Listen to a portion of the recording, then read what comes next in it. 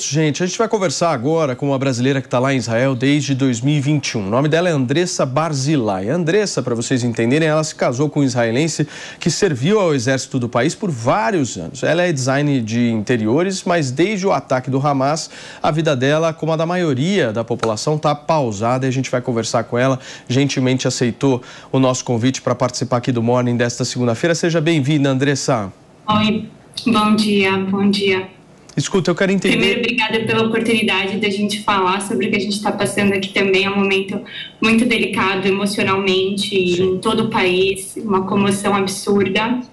E tudo que a gente está passando aqui, eu agradeço muito o espaço para a gente estar podendo mostrar como que está sendo a nossa realidade desse lado também. Não, a gente está à sua disposição, querida. Eu quero entender onde é que você está agora, se você está num local seguro e se você tem ouvido muitas sirenes onde você está. Tá, eu moro em Herzliya, que é mais a parte central do país, muito próximo de Tel Aviv.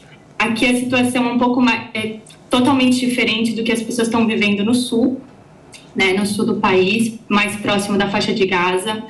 Então, a sirene aqui, ela toca sim, toca bastante vezes, mas, no geral, é muito mais tranquilo.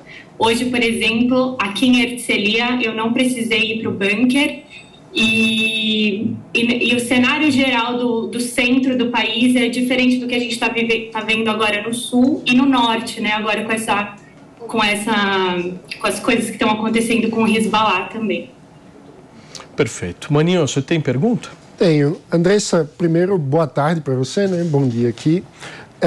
Eu confesso que ao longo de toda essa cobertura, eu tenho tido uma curiosidade sobre a presença dos bunkers na arquitetura cotidiana de Israel, né? E como você é designer de interiores, eu acho que seria interessante te ouvir sobre isso. Como que funciona a integração entre esses bunkers e as residências, os lugares onde as pessoas trabalham? Andressa, só antes da sua resposta, eu preciso colocar todo mundo que está nos ouvindo através do rádio na mesma página. São 11 horas e 21 minutos. Para você que sintonizou agora na programação da Jovem Pan, a gente está conversando com uma brasileira que está lá em Israel, mora lá desde 2021, a Andressa Barzilai, e o Mano está aproveitando a experiência dela nessa questão de design de interiores para entender como é que está a situação por lá. Por favor, querida. Então, aqui, no meu caso, por exemplo, eu moro em apartamento, eu tenho um bunker que aqui a gente chama de mamad. Mamad são os apartamentos são os bunkers que ficam dentro de apartamento. No meu caso, por exemplo, ele no meu dia a dia normal, ele é um quarto de visitas. Hoje ele é nosso bunker, então a gente usa ele nesse momento para isso. No geral, os bunkers em Israel tem vários tipos. Tem, por exemplo, prédios mais antigos que não tem as pessoas não têm um bunker privado, né? Como eu tenho o privilégio de ter aqui na minha casa.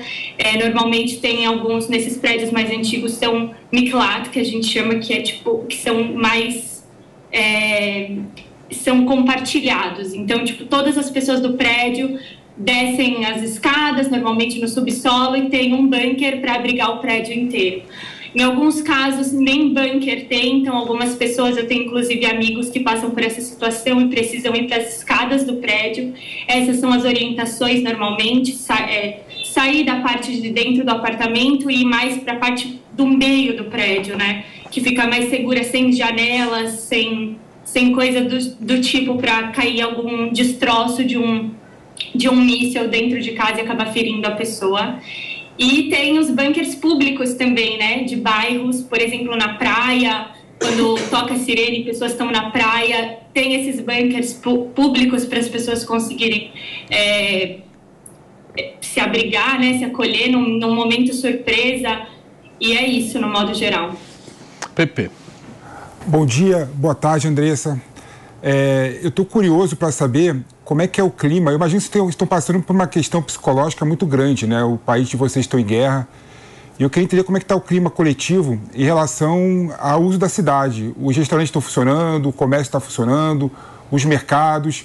Está tendo algum tipo de problema, faltando produto de primeira necessidade nos mercados? Como é que está o dia a dia da cidade que você está vivendo aí? Então, eu posso falar mais pela minha cidade mesmo, né? Acredito que por Tel Aviv também. A gente não está faltando nada de super necessidade, assim, os mercados estão abertos.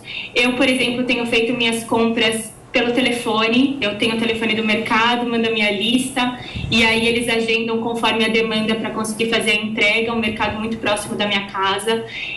Mas os mercados estão funcionando, as coisas estão tentando voltar ao, entre aspas, o normal, né? Porque não é o normal. Que aconteceu aqui no dia 7 de outubro é uma coisa que ninguém viu no passado, né? Totalmente diferente do conflito que a gente tem sempre aqui, né? Com problemas de mísseis e essas coisas. Não é a primeira guerra que eu passo aqui em Israel, mas com certeza é a mais catastrófica, podemos dizer assim, e que causou mais pânico nas pessoas, né? Então, no geral, israelenses estão acostumados com o conflito. As pessoas tentam seguir a vida, mas nessa especificamente, desde o dia 7 de outubro, eu tenho visto muita dificuldade das pessoas emocional e até em questões físicas mesmo, de locomoção, de ir e vir, para fazer seu caminho de trabalho, voltar a trabalhar normal. Eu, por exemplo, meu esposo, ele trabalha em Tel Aviv, ele não está indo, ele está fazendo home office. Então, sim e não para a resposta, né? As coisas estão tentando voltar, entre aspas, ao normal, mas ainda emocionalmente o país está muito abalado e com muitas limitações, né, de ida e vinda, querendo ou não. Nelsinho. Andressa, você conhece algum brasileiro que foi repatriado? Você que está aí há algum tempo já pensa nessa hipótese de voltar ao Brasil, pelo menos enquanto isso não se resolve, já que seu esposo está conseguindo trabalhar remotamente? Você tem algo a relatar sobre isso? Algum amigo seu que passou por algum momento difícil, enfim, alguma coisa nesse sentido? Eu tenho sim, tenho conhecidos que estão sequestrados, tenho conhecidos que foram mortos na rave. É um momento super delicado, emocionalmente muito difícil. Então, e sobre a FAB, né, sobre a Força Aérea Brasileira, que mandou os aviões para levar os brasileiros daqui de Israel, eu tenho muitas amigas que foram, muitos conhecidos que foram.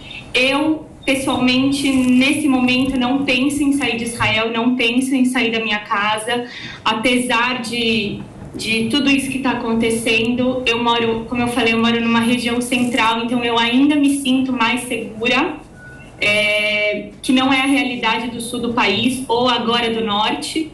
Então eu não penso em voltar para o Brasil, a minha vida é aqui, a minha casa é aqui. Eu acho que nesse momento eu tenho que estar aqui. Então não, eu não penso em voltar, mas eu tenho muitas amigas e muitos conhecidos que voltaram sim para o Brasil ou que foram passar um tempo na Europa logo que começou tudo isso, para sair, né, fugir de certa forma daqui. Muito bem, Andressa. Deixa eu te agradecer, meu amor, pela sua participação hoje aqui nesta segunda-feira. Andressa Barzilai, ela que mora desde 2021 lá em Israel, gentilmente aceitou o nosso convite.